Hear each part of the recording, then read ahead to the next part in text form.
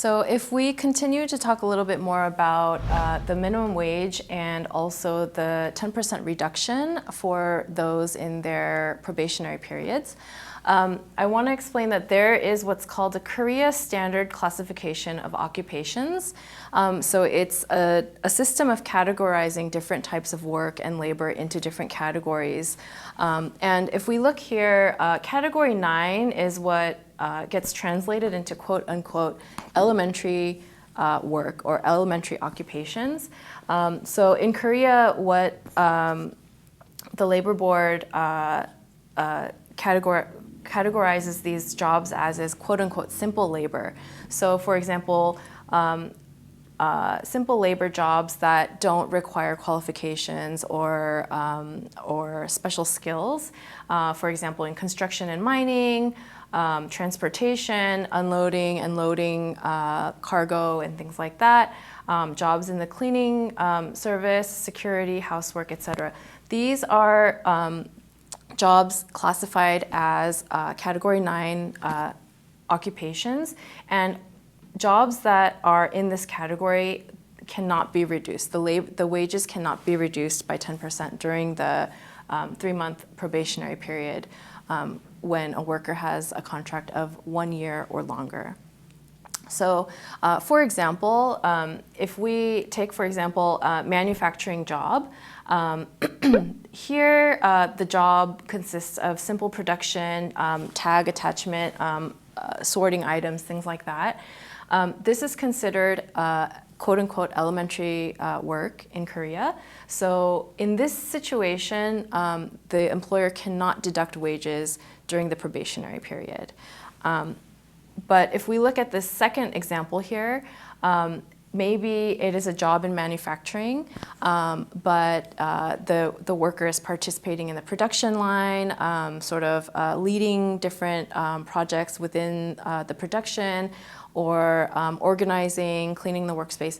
In this case, this job is not considered elementary work. So in this case, the wages can be reduced by 10% during the probationary period.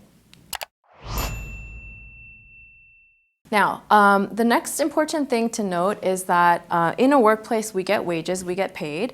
And what's really important is that employers are providing pay slips to their workers. So this is something that was implemented last year in November 2021.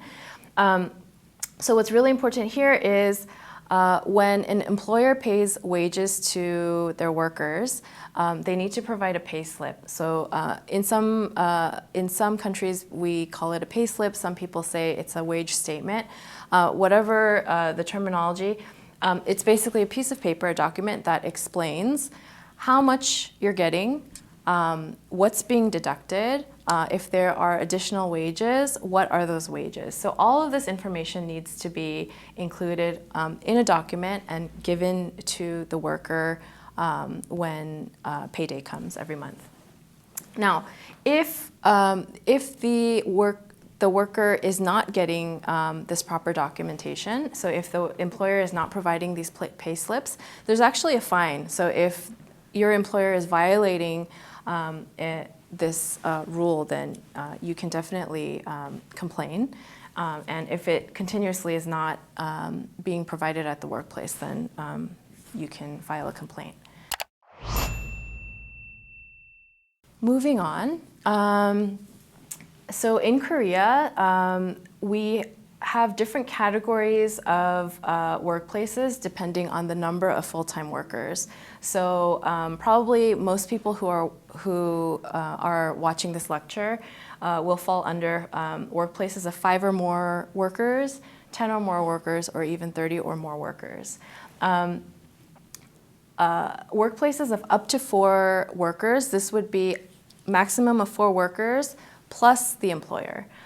So if we look at this chart here, there are different conditions here. So for example, the first one says annual paid vacation. There are other, a notice of dismissal, advance notice of dismissal, 40-hour work week, or a maximum of a 52-hour work week.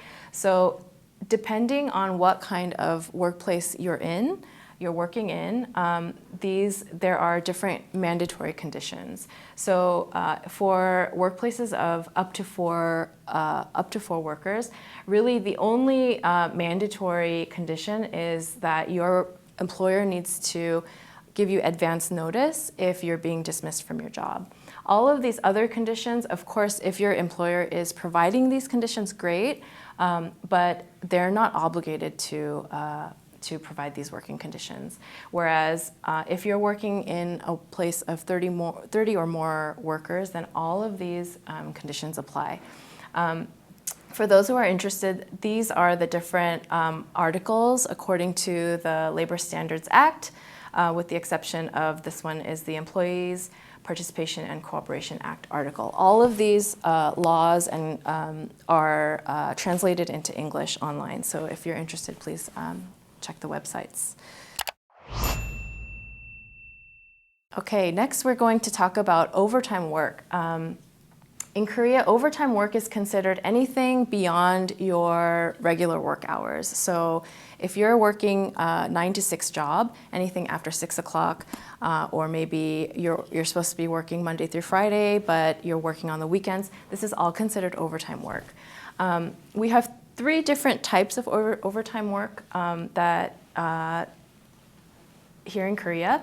So the first one is extended work. In Korean, we call it 연장근로, and this is when work is performed with consent of the worker beyond the contracted number of working hours. So again, if your working hours are 9 to 6, then you're working an 8-hour a day job. And if you're working beyond 8 hours, maybe 10 hours total, then this would be considered extended work. The next type of overtime work is night and holiday. So there are 2 different ones. So nighttime work is called 야간 근로, and holiday work is called 휴일 근로. So nighttime work is work obviously performed at nighttime, but during this time period, so 10 p.m. to 6 a.m. If you're working during these hours, then this is all considered nighttime work. And then finally, holiday work is work that is being performed on what Koreans call a red day, a 빨간 날, right?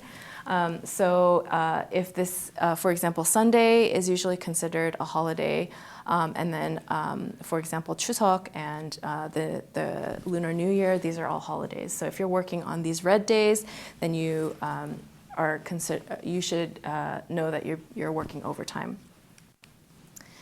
Now, when we do work overtime, it's important to be aware that we are eligible for additional wages.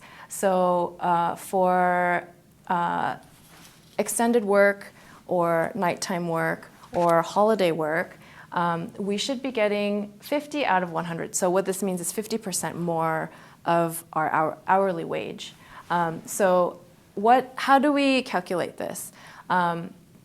Our ordinary wage, which in Korean is called 통상 임금, we should be getting 50% of that. So if I'm getting 10,000 won per hour and I'm working overtime that day, then I should be getting 15,000 won per hour.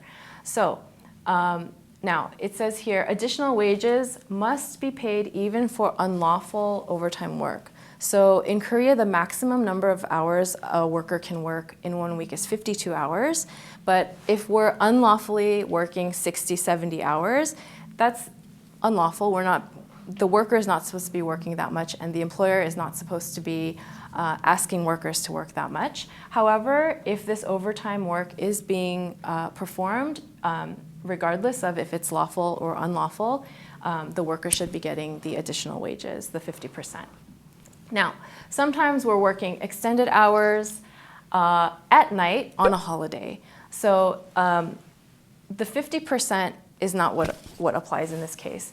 If you're working overlapping overtime types of overtime work, then you should be getting additional wages for each type of overtime work you're performing. So if it's not extended, that's 50%, and if it's nighttime, that's 50%, and then if it's holiday, it's 50%. So you should actually be getting paid 150% beyond your ordinary wages. Now, in some cases, maybe the employer says, well, we don't have enough money to pay for your overtime. What businesses can do, employers can do, instead of providing the additional wages, is they can provide compensatory leave. Some people call this comp time in different countries, but in Korean we call it 보상 휴가. So instead of getting wages, additional wages for the overtime work that we're performing, we can get time off instead.